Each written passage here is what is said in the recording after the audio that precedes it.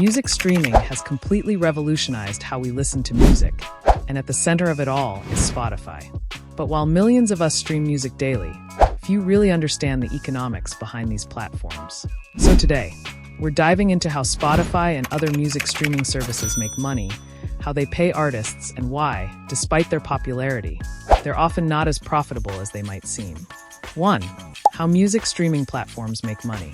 Spotify, Apple Music, Amazon Music, and others operate on a fairly similar business model. They offer users either a free, ad-supported tier or a paid subscription. The majority of Spotify's revenue, about 85%, comes from these premium subscriptions. Users pay a monthly fee, typically around $10, to get ad-free listening, offline downloads, and better sound quality. The remaining 15% comes from advertisements played to free users. So Spotify earns revenue in two main ways: subscriptions and ads. 2. Where that money goes. Here's where it gets interesting. The majority of that revenue doesn't actually stay with Spotify. Roughly 70% of Spotify's revenue is paid out to rights holders, which includes record labels, producers, and ultimately the artists. This leaves Spotify with about 30% to cover all its operational costs. Things like servers, app development, marketing, and salaries. That's a thin margin, and it's one reason why Spotify often struggles to post consistent profits. 3. How artists get paid. Let's look at how that 70% gets divided. When a song is streamed, the money it earns is split based on a complex system. Generally speaking, artists make between $0.003 and $0.005 per stream on Spotify. That means a song would need about 250,000 streams to earn around $1,000. And if the artist is signed to a label, that money gets split even further. Labels often take a large cut, sometimes upwards of 80%. This is why many artists find streaming revenue to be underwhelming. 4. The artist's reality. Because of this economic structure, musicians still rely heavily on touring, merch, and brand deals. Streaming alone usually doesn't pay the bills unless you're getting millions of plays. Meanwhile, Spotify is stuck balancing what users are willing to pay with what artists and labels demand in compensation. Raise subscription prices too much, and users may cancel. Pay artists more, and profits disappear. 5.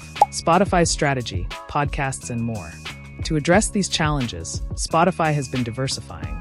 In recent years, it's gone hard into podcasts, acquiring companies like Anchor and Gimlet, and signing exclusive deals with big names like Joe Rogan. Why? Because Spotify doesn't have to pay royalties for podcasts the way they do for music. Podcasts give Spotify a higher margin product and more control over their content. 6. Competition and differentiation. Spotify faces intense competition. Apple Music, Amazon Music, YouTube Music, and others all offer similar catalogs. Some even bundle their music services with other offerings, like Amazon Prime or Apple One, making them more appealing. This means Spotify competes on user experience, curation, and personalized algorithms. Features like Discover Weekly and personalized playlists help keep users engaged and increase listening time, but they come with high development costs. 7. The bigger picture, industry impact. Streaming has changed the music business forever. Physical sales and downloads are nearly dead. Music is now about access, not ownership. That's great for consumers, but challenging for artists. So today, a musician's success relies not just on talent, but on navigating a crowded, algorithm-driven ecosystem. Many are turning to alternative platforms like Bandcamp, Patreon, and even NFTs to regain control and earn more from their work. 8. Democratization and discovery. On the positive side, streaming has lowered the barrier to entry. Anyone can upload music through distributors like DistroKid or TuneCore and potentially reach millions. But the flip side is oversaturation. Over 100,000 songs are uploaded to Spotify every day. In this world, playlist placement and algorithmic favor become everything. Spotify has immense power over what gets heard and what doesn't, which some say mirrors the old gatekeeping of the music industry. 9. What's next? The future of streaming economics. Streaming economics are still evolving. Some suggest moving to a user-centric model where your monthly fee goes only to the artists you actually listen to. Others advocate for greater transparency and regulation. For Spotify, the future lies in growth, reducing label dependency and increasing high-margin content.